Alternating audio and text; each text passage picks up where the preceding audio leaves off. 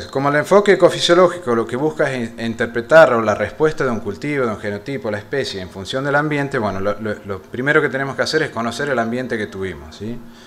¿Y cuál es la particularidad del ambiente que tuvimos tanto en el Colorado como en Bandera? En negro tenemos la serie, la precipitación de la serie para el Colorado y para Bandera. Y en las barritas, ¿sí?, la precipitación de la campaña. Están los datos de enero a abril porque la siembra fue aquí en el Colorado el 2 de enero y el 28 de diciembre en Bandera. En el gráfico entonces están estos 4 meses.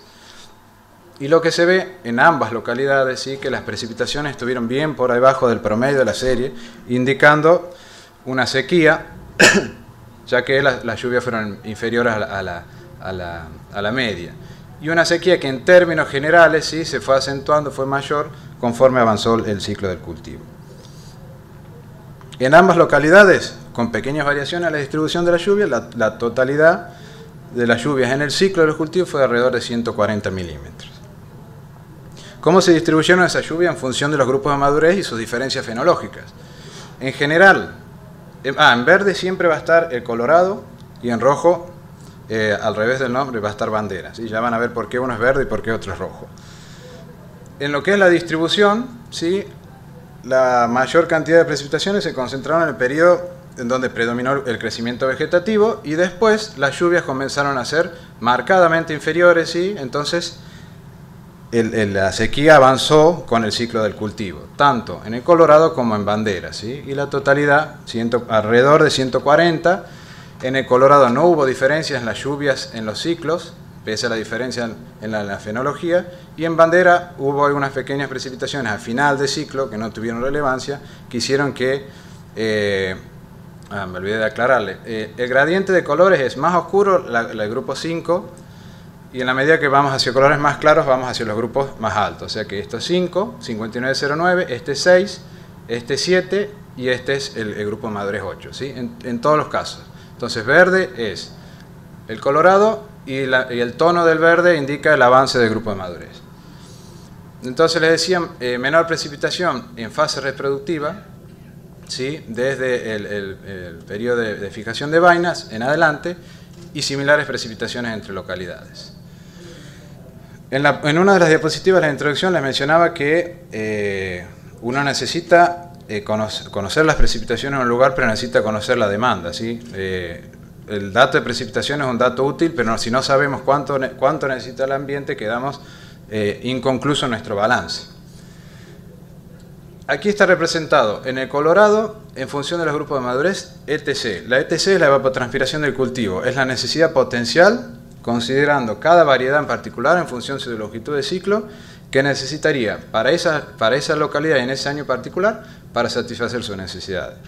Lo que se ve es que hay un aumento, ¿sí?, en la evapotranspiración del cultivo. O sea, conforme aumenta la longitud del ciclo, ¿sí?, la necesidad de agua del grupo de madurez es mayor, ¿sí? Entonces, la necesidad de agua de un grupo 5 es menor a la del grupo 8. Lo mismo en las dos localidades. Cuando rápidamente lo comparamos con las precipitaciones para ver, esta es la demanda, esta es la oferta, considerando el cultivo ya en particular y la variedad, se nota perfectamente, digamos, la sequía que hubo y cómo la demanda o la oferta estuvo muy lejos de la demanda.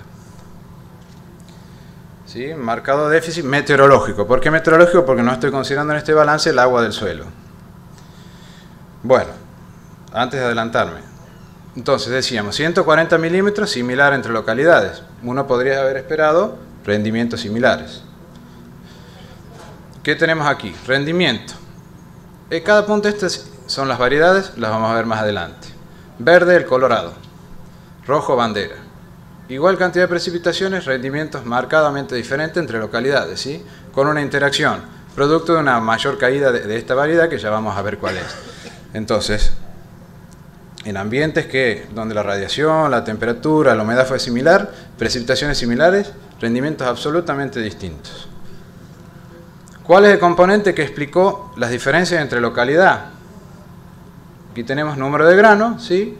En el Colorado, en todas las variedades, ¿sí?, hay diferencias significativas, el número de grano fue mayor, ¿sí?, en todas las variedades en el Colorado.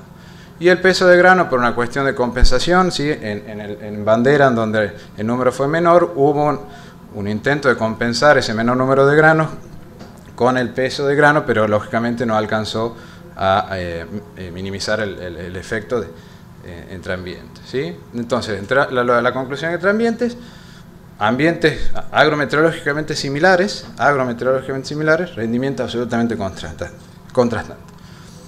Y en cuanto a las variedades, ¿qué es lo que vemos? ¿Sí? Los grupos, estas variedades que elegimos como representativas de grupos 5, 6 y 7, con un rendimiento, viendo cada caso en cada localidad, sí, igual, y la variedad que se cayó fue Monasca como una variedad representativa de un ciclo más largo, ¿sí?